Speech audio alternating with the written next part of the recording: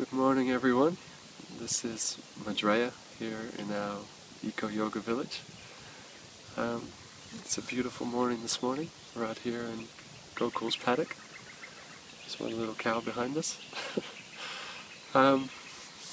Today's subject is how to stop worrying. And that's a very broad one. I was a little bit curious how to approach it, but I thought we'd split it up into three. How to stop worrying. From the anatomical or sort of gross material bodily platform, there's certain things that can create anxiety and stress in the body. The inability to breathe in a deep and slow and relaxed manner, in a balanced way, or intaking stimulants on the regular, like caffeine, nicotine, things like that. All these things can create a certain, what in Ayurveda is called vata, energy, excess vata. Get jittery, get nervous, just purely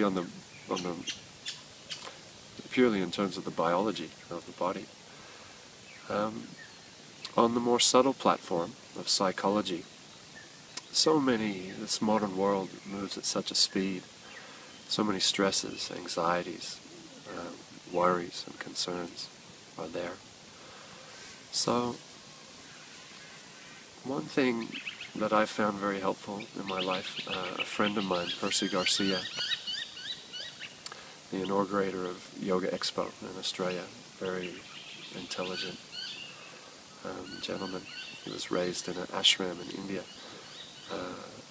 He's from South America originally.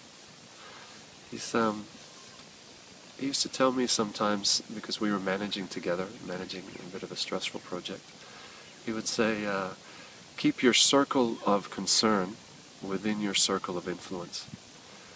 And whatever is outside of our circle of control, what we actually cannot control, what we cannot influence, better just to let it go. Just let it float away. For example, we cannot change the past. We simply cannot change the past, and we cannot control the people around us, but we can keep centered ourselves. We can continually bring our focus back into what we actually can control, to expend all that nervous system energy, psychic energy, our mental energy, our intellectual energy on things that we cannot influence anyway, is a waste of energy and distressful. But we can bring that in, focus on what we can control, and it's a tool, it's an asset in the reduction of worry and anxiety. Also in a kind of preemptive manner, we can adjust our life and arrange our life in such a way that we have a balance.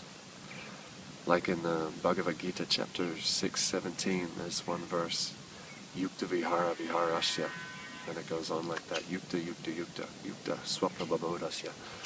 Yukta means balance. To have a balance in our work, in our sleep, in our play, in our relaxation time, how much we eat.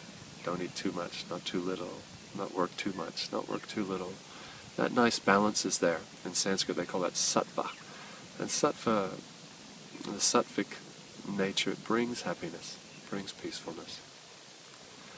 On the spiritual platform, the ultimate sort of achievement of complete freedom from all anxieties rests in our connection to a person who, or if we understand the divine in a different way, in our connection to the divine, in the sense that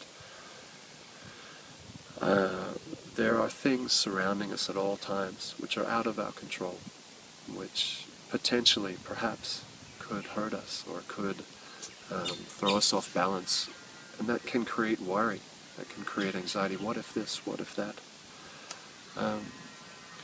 But ultimately, there is a divine presence all around us as well. A loving divine presence all around us. Some people would say God. In our tradition we say Krishna. And that person is in control.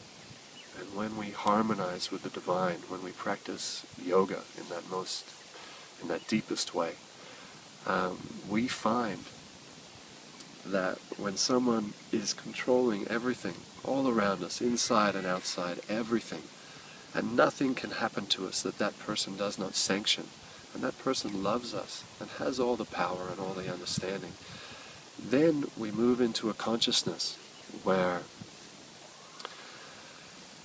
anything that happens to us that is, in a superficial sense, good or bad, we understand is coming from that person, ultimately. And therein lies the complete freedom from all anxiety. That everything in life is a reciprocation, a relationship between us and the divine. And that there is ultimately no danger.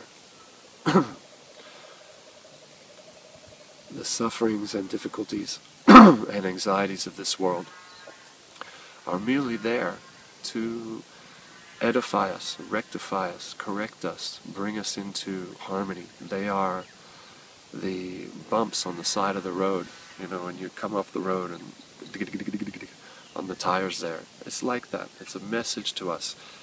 We're moving out of harmony. We're acting in a way that is self-destructive, not for our best self-interest. And seen in that light, actually there is no anxiety.